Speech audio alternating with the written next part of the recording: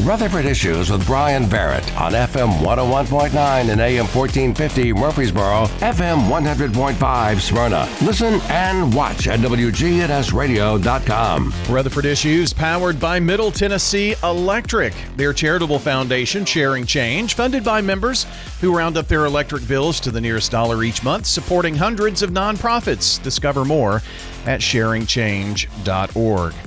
Time to jump into conversation here today about the Rutherford County Farm Bureau, and the president of the board of directors is Trey Smith. Joining me here this morning, we're going to talk about Farm Bureau and voting and all kinds of things. So, Trey, good morning. How are you? Good morning, Brian. I'm well, and I appreciate this opportunity. It's a great day to be in Rutherford County and discussing Farm Bureau. So well, I was asking you just a moment ago before we went on the air about yourself, and you and your family have been in Rutherford County for a long, long time.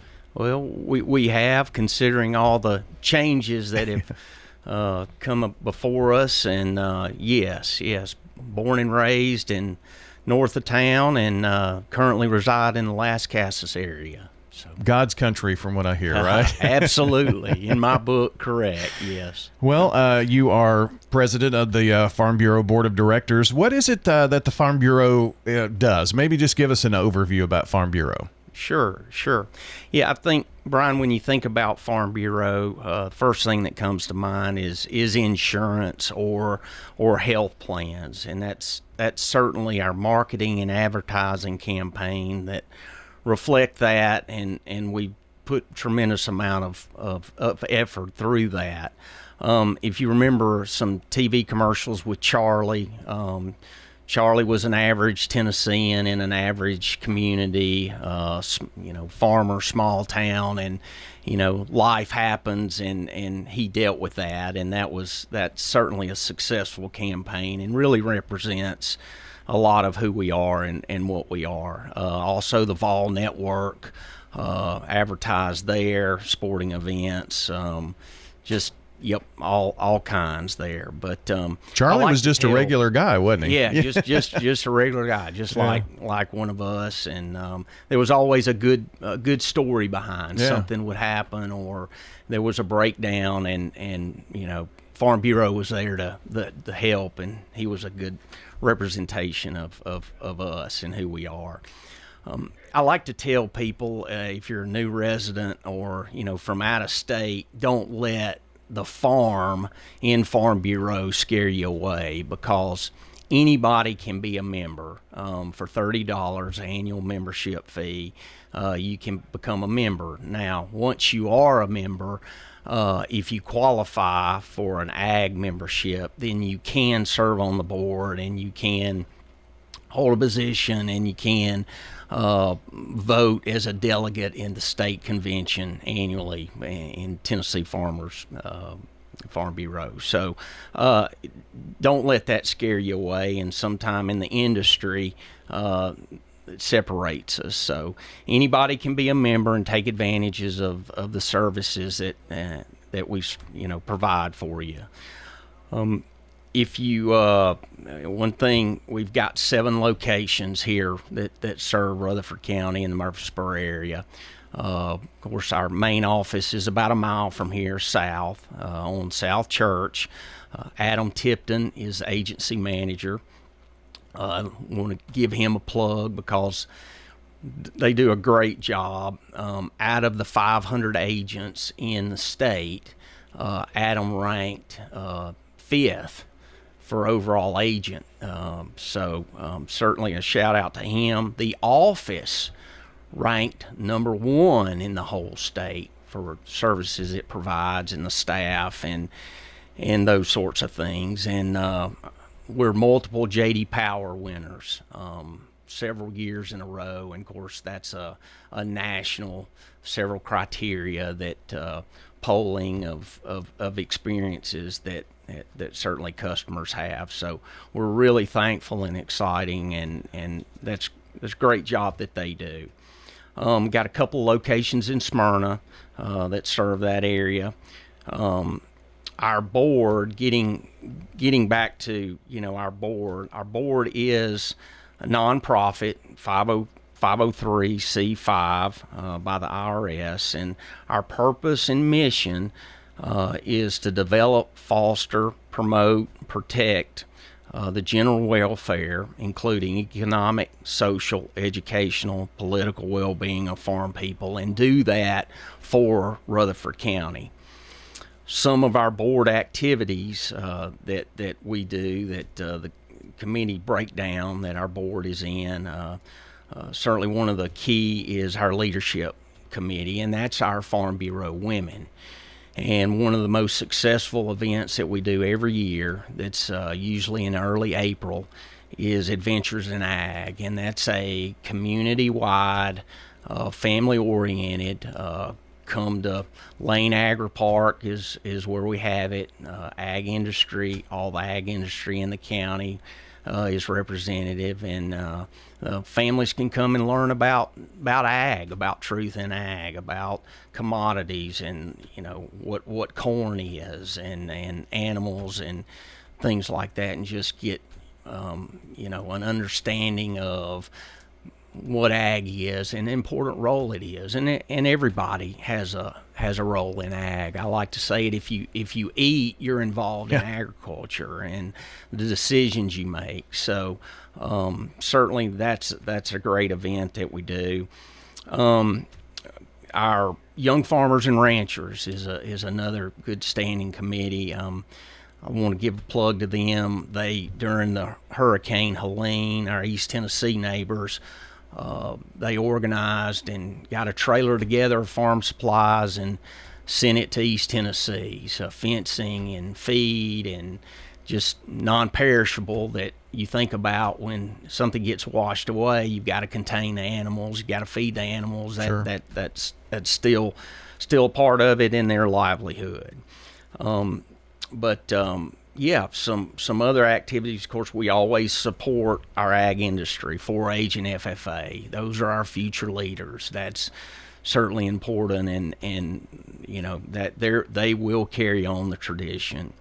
I mentioned ag in the classroom. Scholarships. We gave 4 scholarships away this year to 4 seniors, freshmen going into studying ag and going into college. So that's something we're really proud of. Our policy and development is certainly one thing we'll get into later, but that's certainly keeping farm-friendly, truth in ag, good policy, good laws that benefit all, and we'll get into that later. But local food pantries, like I said, it all starts with food. Food security is certainly important, and nobody likes to be hungry, so we play a role in the food pantries. Feeding hunger is something that maybe goes a little bit under the radar as far as with children. It seems like it increases every year. 2 years ago, county stats, there were 800 children that went home hungry. Now that's up to 1,200. We've had an event, shooting clays, and we call it Shooting Hunger, and we raise money for a backpack program, and we'll through the leadership committee, they will fill backpacks with food and send it home with those children in need. So anyway, a lot of good stuff, going in. Legislative lunch we do annually. It's usually in March when the General Assembly kicks off. We'll invite our local delegation in, and we'll talk Farm Bureau issues and priority issues that we have that are facing us, and we like to communicate that. We like to get that out. If there's any reservation or a different point of view, it's the time to have it. That's one thing we're struggling with, I think, as a nation, is we've become polarized, if you will, and just because someone has a different opinion than the other person, it's not that we exclude them. It's not that opinion is not valid or we need to take into consideration. It's done collectively, and that's really that's really what we are and what we do. Is working together. So that's a good summary. I like to base it. If you think about the church, you think about the congregation being the membership, you think about the deacons and the elders being the board, and then you think about the pastor or the preacher being the agency manager and the consumer product representatives. That's really how the local is laid out. Kind of how it works, yeah. Yes. Trey Smith joining us here, president of the Rutherford County Farm Bureau Board of Directors. And in our last couple of minutes here, I want to make sure that we talk about the iFarm, iVote campaign, which is going on now. Obviously, we have a huge election coming up here in just 13 days. It is. It seems like every election gets bigger and bigger, but this is the big one. Brian, iFarm, iVote is through our advocacy program and policy division out of the state. It's statewide. You may see some yard signs that are red and white that say simply that, iFarm, iVote. But want to remind everybody that every vote counts, no matter how big or small the election. It counts. Early voting is going on through October 31st, and then you'll have one more chance. November 5th is the day. So if you don't get the early vote, November 5th is it. But I think certainly our state does a great job with elections. Early voting is quick and easy. It's fair. It's our civic duty. Each individual has a responsibility to I think, help preserve the life and what we have and our freedom and do it for future generations. And by participating in elections and helping elect, do your homework on your public officials. It's okay to like you say, have dialogue and have differences, but just do your homework and support the person that most reflects you and who shares the fundamental beliefs and principles that you do. And so that's what it is. You may see a sign out in your neighbor's yard, and that's what it means, and it's important that we do it. Well, you can go to iFarmiVote.com, and it will take you to the website where there's a complete election guide for the November election. And when I say complete, it's 71 pages, and you're going in detail about all of the statewide races, all the congressional races, the state house and Senate races. That's so correct. I mean, it's a comprehensive statewide guide there, and it's all you're doing is here are those that are running.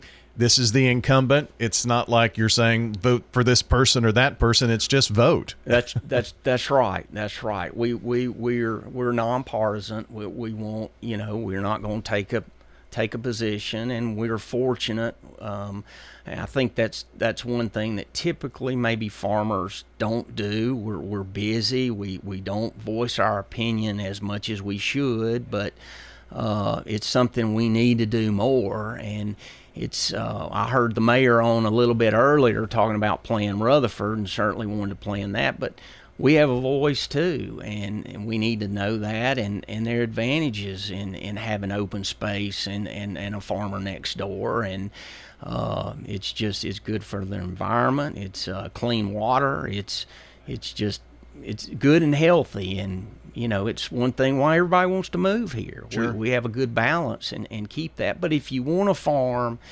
and you love that lifestyle, you should be able to do it, and that's really the nuts and bolts of it. Trey, I appreciate you coming by today. It's always good to talk with you, and I do have to give a shout out to one of my favorite people, Dorsan.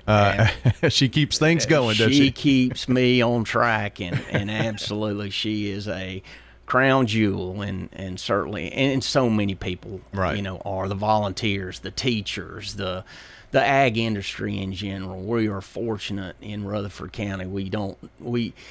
The average person doesn't know what we have and the role they play, and that's one thing that I kind of put on my shoulders. I want to, get that out more and let people know, because it's a benefit. It really is. Most definitely. Trey, appreciate it. Thanks so much for coming in. Thanks, Bryan.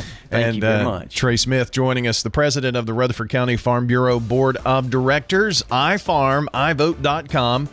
Complete election guide, all kinds of great information. So before you head to the polls, check it out.